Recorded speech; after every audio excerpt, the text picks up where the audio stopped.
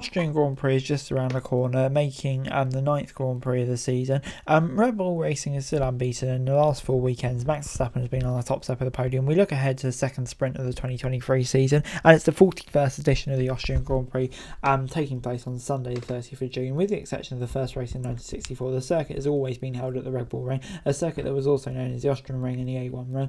In 1970, Jackie Ickx was the first driver to win the official F1 race at this circuit. Since the return of the Grand Prix in 2014, Austria has been the domain of Mercedes, and in more recent years, Red Bull's Max Verstappen, who took victory in 2021, also in the Syrian Grand Prix, while last year he was the sprint race with the victory going to Charles Leclerc in his Ferrari. It's got a length of 4.3 kilometres, and although it's not the shortest lap on the F1 calendar, it's normally known as the fastest circuit of Canada. The circuit has a total of 10 corners, with corners 1, 3, 4 being important braking zone. These corners offer the best opportunities for overtaking, especially as drivers can use the DRS system on the straight before these corners as well. But yeah, all year Red Bull has been particularly dominant, especially on Sundays in the race. For now, the RB19 has proved to be untouchable, arriving at the finish line with a big lead. However, in Canada, the margin was not as big. Verstappen was only 10 seconds faster than the runner-up Fernando Alonso. It means that things might get a bit more exciting in the coming weeks. After all, Ferrari, Aston and Mercedes developing their cars considerably. In Monaco and Spain, Mercedes came out with necessary updates, so it's now called W14V. Since then, there has always been 3 podium finishes for the German team,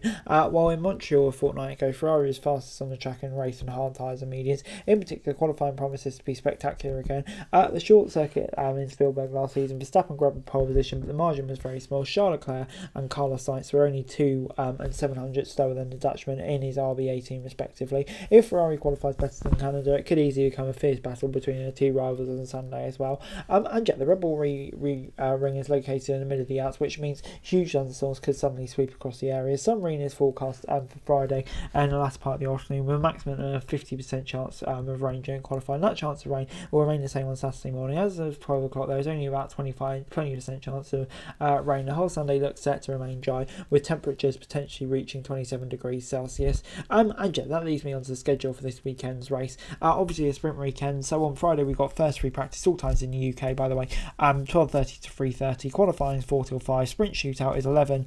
And yeah, the sprint race is 3:30, and the Grand Prix gets underway at 2. And yeah, coming into this weekend, some big stories in the paddock. A lot kind of seems to be rolling around Red Bull, and not even their team, their second team, AlphaTauri.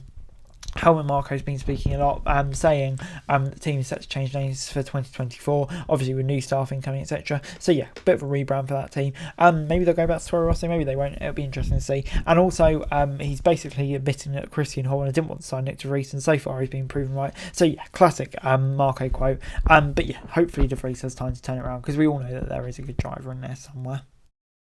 In practice 1, it was Max Verstappen topping the times ahead of Carlos Sainz and Charles Leclerc, then Lewis Hamilton. Quite a close session. Lewis Hamilton was on top for the most of the session on the hard tyres, and then when everyone on to soft in the end, Ferrari came a bit more competitive. But yeah, definitely looks like a closely bunched field. Obviously can't read too much, only had the 1 practice session, but then straight into qualifying. But the Mercedes race pace seemed really strong. So yeah, definitely seems like we could have a bit more competition for Red Bull on such a short lap time. Yeah, any mistakes will be punished, because obviously the field will be a bit closer together.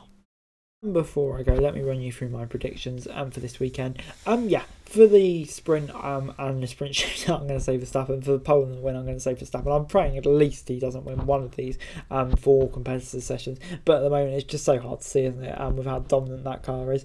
But yeah, who knows. In second note, I'm going to say Perez has another disastrous weekend as he tries to get the season back on track, and Mercedes will be strong here. I think before both drivers crashed in qualifying last year, they were actually really quick here, so they could have a strong weekend, and Alonso coming home in third to rack up yet another podium finish. But anyway guys, that's it really. Thanks very much for watching. Like, share, subscribe. Lots of comments every day for daily F1 news and subscribe to my channel. It's going to be greatly appreciated. Thanks very much for watching. Peace out.